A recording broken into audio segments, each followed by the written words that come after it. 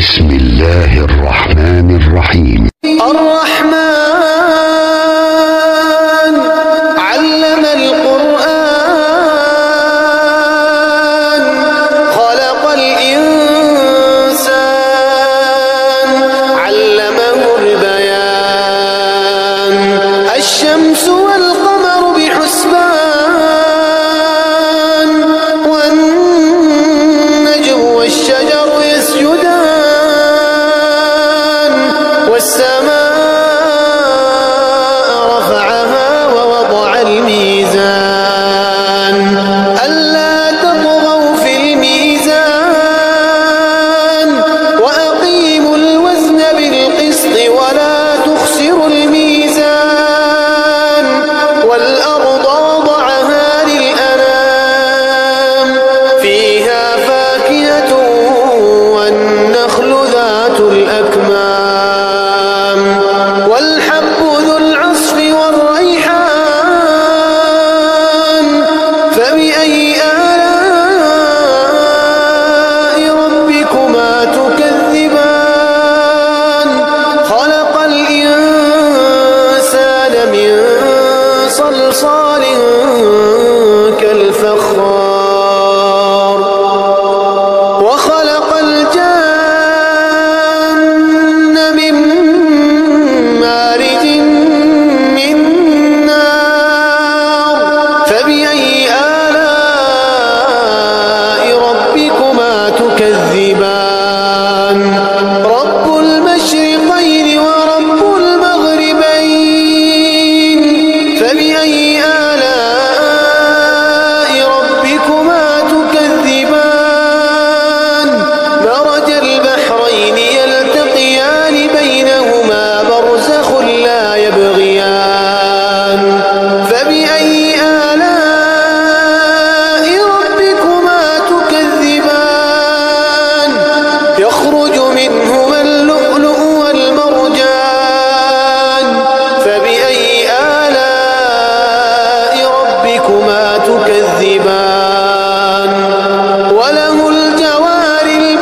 المنشآت في البحر كالأعلام فبأي آلاء ربكما تكذبان كل من عليها فان ويبقى وجه ربك ذو الجلال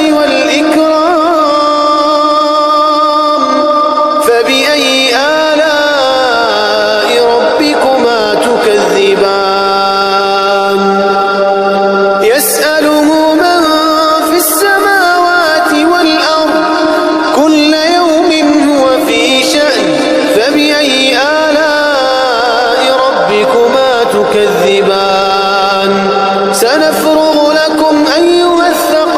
الثقلان فبأي آلاء ربكما تكذبان يا معشر الجن والإنس إن استطعتم أن تنفذوا من أقطار السماوات والأرض فانفذوا لا تنفذون إلا بسلطان فبأي آلاء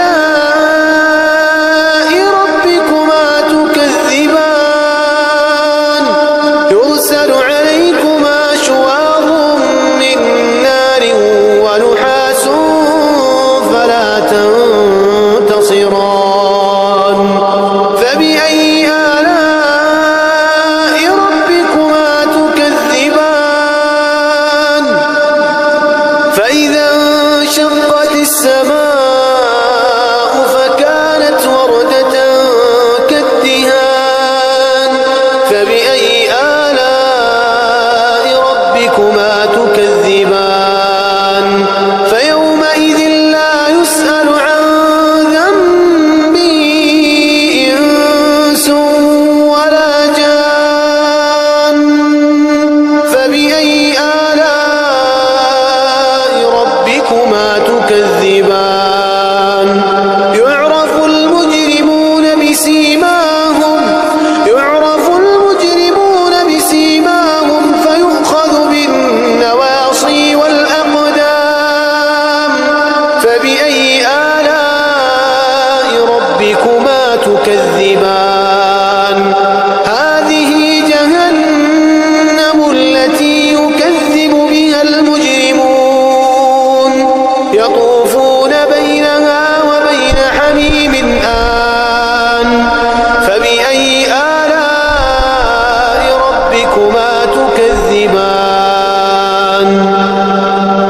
ولمن خاف مقام ربه جنتان